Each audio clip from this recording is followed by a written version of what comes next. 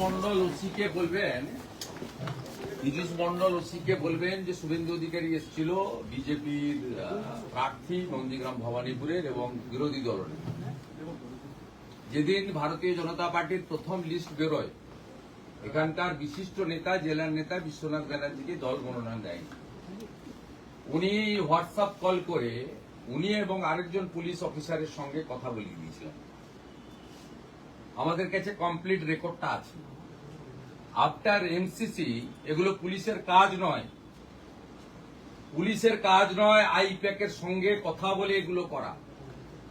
এই সেম অভিযোগ তমলুকের এসডিপিও নন্দীগ্রামের আইসির বিরুদ্ধে আছে। আমি সতর্ক করে দিয়ে গেলাম। আপনি বলবেন আমার কাছে বিশ্বনাথ ব্যানার্জি সব রেকর্ডিং করে আমাকে দিয়েছে। বিশ্বনাথ ব্যানার্জির বাড়ি থেকে আসছি। এটা পুলিশের কাজ নয়। বেতন তৃণমূল দেয় না, ট্যাক্সের টাকায় বেতন পান। অশোক স্তম্ভ লাগানো আছে। বিএনএস অনুযায়ী, ইলেকশন কমিশনের গাইডলাইন অনুযায়ী কাজ করতে বলবেন। উনি নিজে থাকলে আমি বলে যেতাম। আমি অন রেকর্ড সিসিটিভির সামনে ডিউটি অফিসারকে খুব পোলাইটলি এবং জেন্টলি বলে গেলাম, এটা পুলিশের কাজ নয়। পার্টি অফিস বানাবেন পরে, 4 তারিখের পরে, তার আগে না।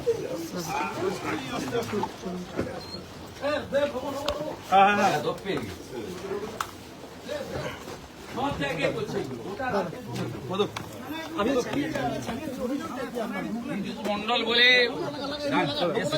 ওসিএসকে ওকে পাইনি, চলে গেছে, মানে পালিয়েছে হয়তো। আমি ডিউটি অফিসারকে বলে গেছি যেদিনকে বিজেপির প্রার্থী তালিকা বেরোয়, আমাদের বিশিষ্ট নেতা প্রার্থী পদের অন্যতম দাবিদার বিশ্বনাথ ব্যানার্জি মনোনয়ন পাননি। তাকে ফোন করে পলিটিক্যাল কথা বলেছে যে তৃণমূলে যোগদান করুন, এবং উনি তো কথা বলেছেন, আরো কনফারেন্স করে আরেকজন পুলিশ অফিসারের সঙ্গে কথা বলিয়ে দিয়েছেন, সিনিয়র পুলিশ অফিসার। আমি নামটা আজকে বলছি না, দরকার নামটা পরে বলে দেবো। আমার কাছে কমপ্লিট রেকর্ড রয়েছে। এই একই কাজ গত পরশুদিন দুপুরে এসডিপিও তমলুক করেছে তার চেম্বারে। সিসিটিভি ফুটেজ আছে। কিছু বিজেপির লোককে ডেকে বলেছে নির্দল প্রার্থী দিন। আপনারা জানেন ওখানে তৃণমূলের মিছিলে গেছিল ওই মীর কাজী বলে একজন সিভিক ভলেন্টিয়ার্স, ডিমোরালাইজ হয়েছে বিজেপির কমপ্লেনে। সিভিক ভলেন্টিয়ার্সদেরও বলছি এতদিন যা করেছেন ইলেকশন পিরিয়ডও করবেন না। নন্দীগ্রামে একজন সিভিক ভলেন্টিয়ার, আমরা কমপ্লেন করেছিলাম ভিডিও ফুটেজ দিয়ে, তাকে ডিমোরালাইজ করেছে, মানে as per norms and records ডকুমেন্টের উপরে। পুলিশ কমপ্লিটলি নিরপেক্ষ হয়ে যান। বেতন সরকার দেয়, বেতন কিন্তু পিসিও দেয় না, তৃণমূলে দেয় না, আইপ্যাকও দেয় না। কেউ বাঁচাতে পারবে না। আমরা এবারের নির্বাচন অন্যভাবে করব, পরিষ্কার করতে। আমাদের লোকদের সব করতে পারবেন না। মহিষাদল থানার ওসির বিরুদ্ধে কি নির্বাচন কমিশন অভিযোগ করবেন? অভিযোগ না, আজকে বলে গেলাম, সতর্ককরণ করে গেলাম। এরপরে করলে নিশ্চয়ই করবো। Election commission will take appropriate action. অন্যরকম যেমন নন্দীগ্রামে সিভিক তার এগেনস্টে অ্যাকশন নিয়েছে, একজন সিভিককে ডিমোরালাইজ করেছে। আমাদের ডকুমেন্টে তিনি তৃণমূলের প্রার্থীর মিছিলে স্লোগান দিচ্ছেন, পারেন না দিন। হোম ডিপার্টমেন্ট থেকে বেতন দেয় 10,000 পাক আর 9,000 পাক যাই পাক, হোম ডিপার্টমেন্টের সঙ্গে পুলিশদের রিলেটেড। এগুলো সব ভদ্র হয়ে যান, ভদ্র হয়ে যান, নইলে। আপনি বলছেন অন্যরকম নির্বাচন মানে অন্যরকম, শুধু অন্যরকম আইন মানতে বাধ্য করব, যা দরকার তাই করব। ইলেকশন কমিশনকে বাধ্য করাবো এমসিসি অনুযায়ী কাজ করতে, পুলিশকে বাধ্য করাবো নিরপেক্ষ হতে। এগুলো পার্টি অফিস নয়। নীল সাদা রং লাগিয়ে দেওয়া মানে পার্টি অফিস নয়, জনগণের জায়গা। একবারে এই মুহূর্তে দেখা যায় বিরোধী দলনেতা মহিষাদল থানায় আসার পর কিন্তু তিনি কিন্তু উপস্থিত ছিলেন না, কিন্তু যারা থানায় ডিউটি অফিসাররা ছিলেন তাদের সাথে কথা বলেন এবং যেভাবে প্রাক্তন যিনি প্রার্থী, বর্তমানে যিনি প্রার্থী, তাকে যেভাবে তৃণমূল কংগ্রেসে যোগ দেওয়ার জন্য দেওয়া হচ্ছে বলে অভিযোগ উঠেছে এবং এই থানার ওসির বিরুদ্ধে সেই অভিযোগ উঠেছে, সেই বিষয়ে কিন্তু তিনি এখানে এসেছিলেন কথা বলবার জন্য। যদিও মহিষাদলের ওসি তিনি উপস্থিত ছিলেন না, তবে যারা ডিউটি অফিসার তাদের সাথে কথা বলে এই মুহূর্তে বেরিয়ে গেছেন এবং আজকে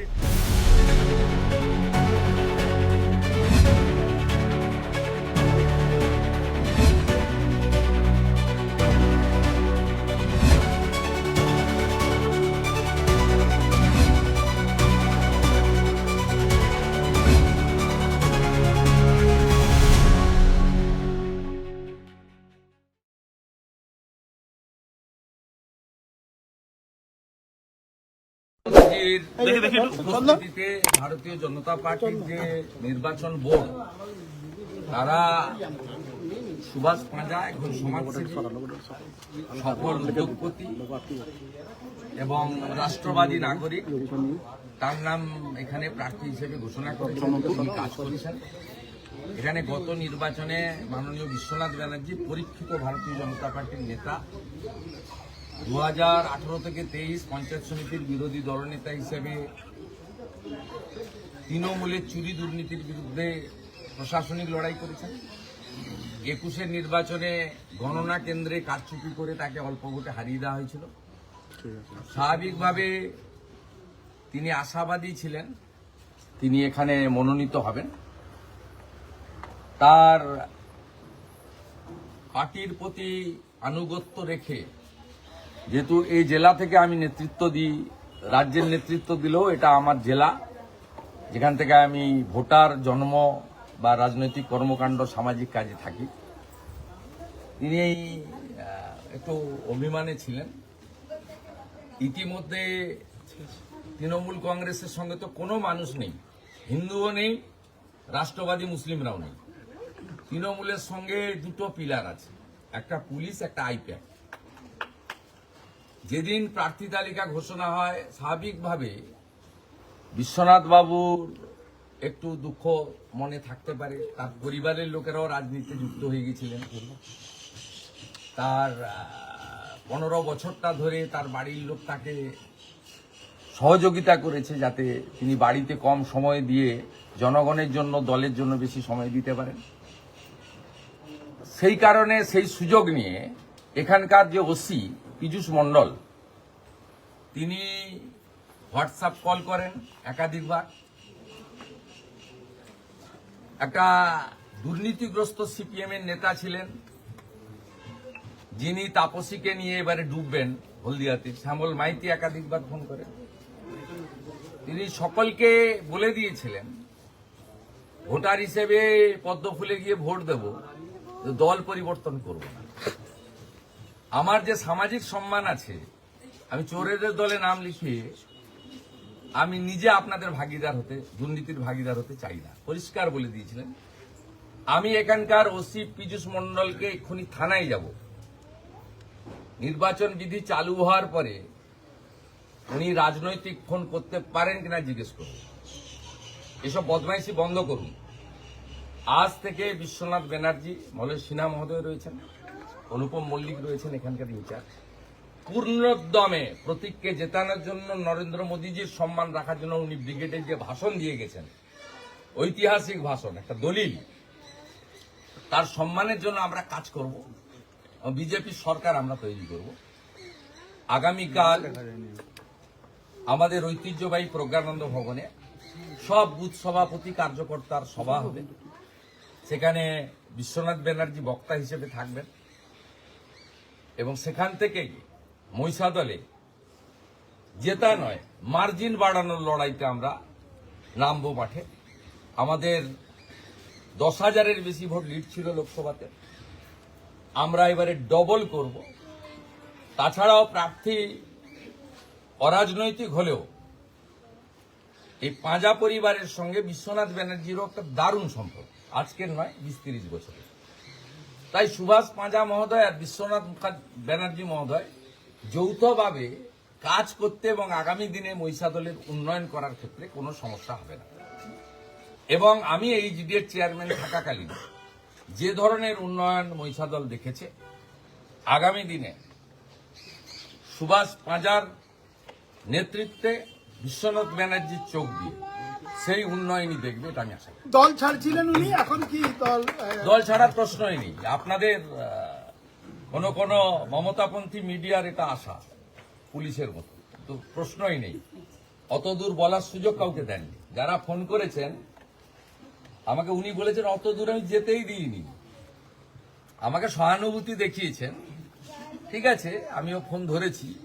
একটা ভদ্র পরিবার, সম্ভ্রান্ত পরিবার।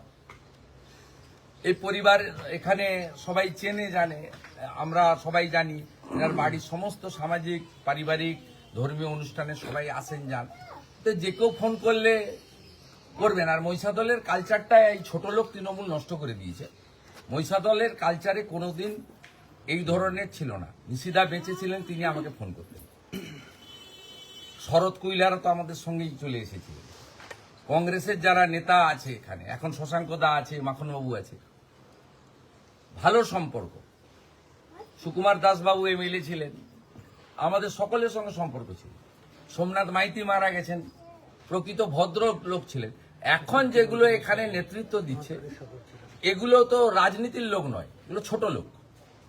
অতএব মহিষাদলের পরিবেশে একে অপরের সামাজিক অনুষ্ঠানে যাতায়াত, ধর্মীয় অনুষ্ঠানে যাতায়াত, দুর্গাপূজার শুভেচ্ছা, আগামীকাল মুসলিমদের ঈদ আছে তার শুভেচ্ছা, এগুলো তো সবাই সবাইকে দিয়েই থাকে। কদিন আগে উনার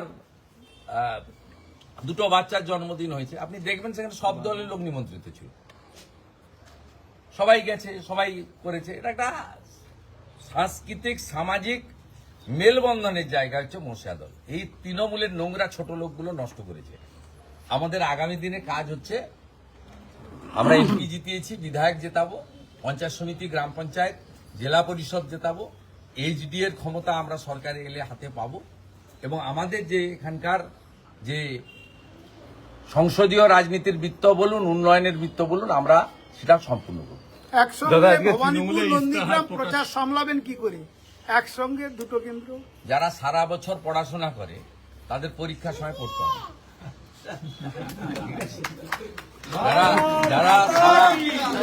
যারা সারা বছর ফাঁকিবাজি মারে তাদের পরীক্ষার সময় টুকলি করতে হয়। রিগিং ছাপ্পা হবে না, তৃণমূল জিতবে না। তৃণমূলের ইস্তাহার প্রকাশ আজকে হতে চলেছে, ইস্তাহার প্রকাশ এক ঝুড়ি মিথ্যা। যেমন 2011-তে বলেছিলেন ডিএ অধিকার কেড়ে নিয়েছে। আমাকে এনে দেখুন 6 মাসে শিল্প করবো, এসেই টাটাকে তাড়িয়েছে। 16 সালে বলেছিল সকলের জন্য চাকরি, 21-এ বলেছিল ডবল চাকরি। আলাপন ব্যানার্জি ডবল চাকরি পেয়েছে, হরিকৃষ্ণ দ্বিবেদী ডবল চাকরি পেয়েছে, মনোজ পন্থ ডবল চাকরি পেয়েছে, মমতার জ্ঞাতি গোষ্ঠী আত্মীয় ডবল চাকরি পেয়েছে। পশ্চিমবাংলার 26,000 ছেলের চাকরি গেছে। অনেক ছেলেরই বয়স পেরিয়ে গেছে, বিয়ে করতে পারেনি। তার জন্য দায়ীকে নাম মমতা।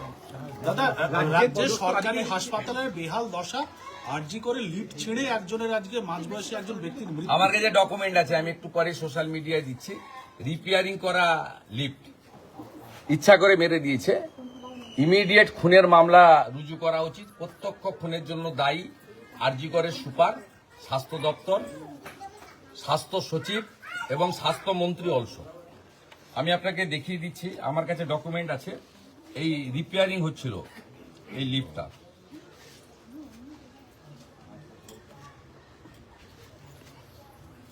এই যে সরকারের ডকুমেন্ট। খুন করেছে সেই আরজি করাবা, যে আরজি করে নিয়ে খুন করেছে। আন্ডার মেনটেনেন্স লিফটে পেশেন্টকে চাপিয়ে খুন করেছে। প্রত্যক্ষ খুনি যদি আরজি করের অথরিটি হয়, পরোক্ষ খুনি নারায়ণ স্বরূপ নিগম আর মমতা ব্যানার্জি, স্বাস্থ্য সচিব, স্বাস্থ্যমন্ত্রী। খুনের মামলা হওয়া উচিত। বদলি হয়েছে ভিন্ন রাজ্যে, হাইকোর্টে মামলা করেছেন। আমি এগুলো নিয়ে কিছু বলবো। দাদা, বিজেপি প্রার্থী তালিকা প্রকাশ করার পর দেখা গেল মমতা বন্দ্যোপাধ্যায় আবার চিঠি লিখছেন, সেখানে যে একের পর এক অফিসারকে বদলি বেআইনি পদক্ষেপ বলে বলছেন। উনি মুখ্যমন্ত্রীর প্যাড ব্যবহার করছেন কেন, এর জন্য ইলেকশন কমিশনের উচিত ওনার বিরুদ্ধে ব্যবস্থা নেওয়া। এমসিসি চালু হওয়ার পরে উনি মুখ্যমন্ত্রীর প্যাড ব্যবহার করে রাজনৈতিক চিঠি লিখতে পারেন না।